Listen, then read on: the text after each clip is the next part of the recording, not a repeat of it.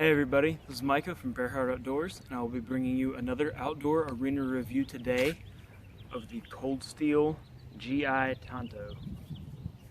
So follow me and we'll see what this can do.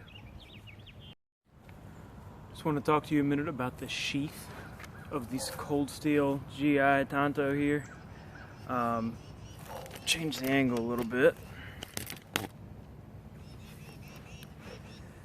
It's just a molded plastic sheath. It's got a thinner piece of rubber right here, and then it's got a nylon belt loop. It does have a snap in it and Velcro, so it's kind of double retention there, but it is the type that you can get on and off your belt without taking your belt off, which is nice. I just tended to take my belt off and do it through the loop though. I do believe it used to have a little Velcro strap right here, but I could also see with the shape of this handle how that just going around would really just keep it from moving a little bit. It's not going to help with retention at all. The sheath does have very good retention. It just kind of snaps in place there and it holds very well. Let me see if I can, right down in there and on the other side also. It's kind of hard to see, I know. There is some thicker plastic, and that's what kind of guides it in and lets it snap into place there. But sheath is not bad at all. If you were going to keep this and use it for the long run, you might want to upgrade, but for the purpose of the knife and what it does and what it can do, I think the sheath does just fine. It also has a lot of lashing points, which I really like because you can strap it to anything, any which way you want to. It has really good retention up and down. Maybe a tiny bit of rattle, not much, but anyways, they call it their SecureX sheath. It says right here, oh yeah, there we go.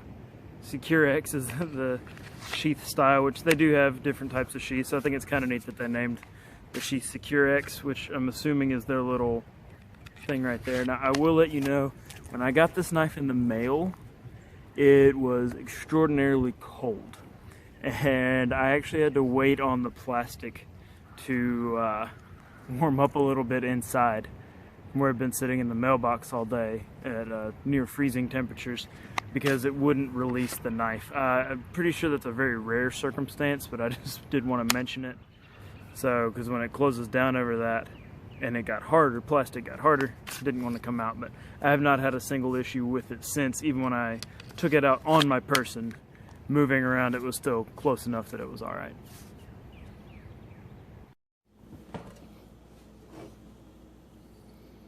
Wanted to kind of show a different side of this particular knife. Everyone shows, you know, the stabbing capabilities. I've seen some throwing videos. I've seen a couple where, you know, it did woodwork, and I've used it for woodwork, and it did pretty well actually. But I just want to show a little bit different side of things today.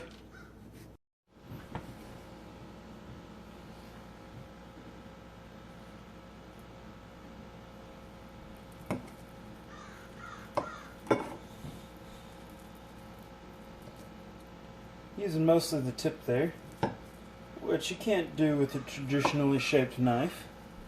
I mean, of course you can come across it, but you know, it's Tanto. You got to use that tip, right?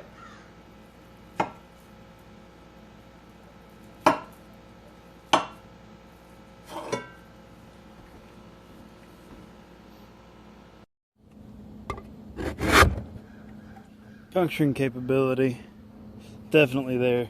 That was actually considerably easier than I thought it was going to be. Like, really easy.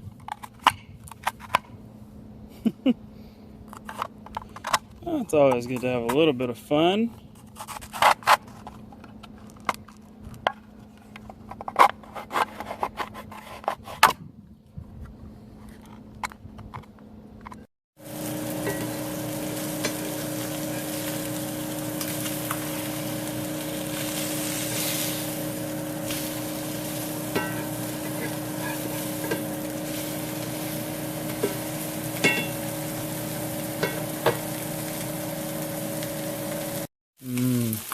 Listen to that sizzle.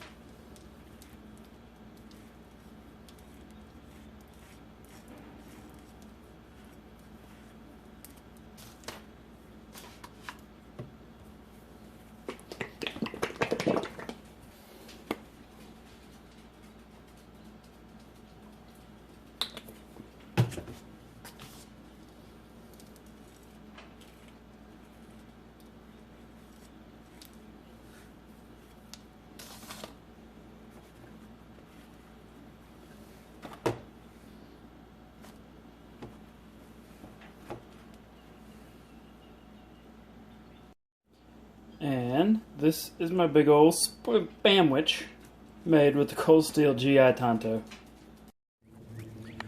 Hello everybody, just want to do my wrap up on the Cold Steel GI Tanto here. Tanto, however you say it. I like the knife. It's decent sheath, really good retention on the sheath. It does have this little choke up point here you can kind of use if you're doing something with wood, although I found that the top part of this hilt, I guess you'd call it, really digs into my hand more than it makes it useful, so I ended up holding it like this, which was not quite as choked up as I wanted to be, but it worked more comfortably than getting my finger up on the blade and having that dig in right there. I wanted to use it for something different, that's why you saw the stovetop review of this one. I did get out and use it in the woods. It does have just we call it, I guess, a saber. It's got the flat part and then it goes down there, so it's not a full flat, but I guess that's a saber grind. It works very well. It does okay with wood. It's really strong if you wanted to pry a little bit. Obviously it's not a screwdriver or a pry bar. You shouldn't pry with screwdrivers, forget I said that. But it's very strong for prying and that sort of task. I saw a couple other videos where people had thrown it. You know, it's got a really strong tip. There's zero tip damage to this knife at all. It's easy to sharpen. It does rust pretty easily, but as long as you take care of it, it'll be just fine, just like any blade. Handle was actually, I looked at it and I was not really excited about this handle, but after using it a little bit, it's got kind of these, yeah, you can see them. It's got these grooves in it right there, and after using it, I found that I guess I'll call it the ball of your feet, but I guess that part of my hand right there fits right in it, and it really is a pretty comfortable handle for being what it is.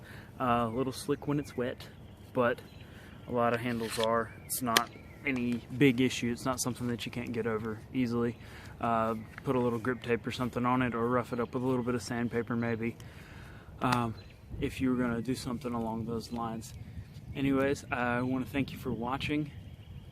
Please remember to like, share, and subscribe. Subscribe button's down here somewhere. Comment section is down here.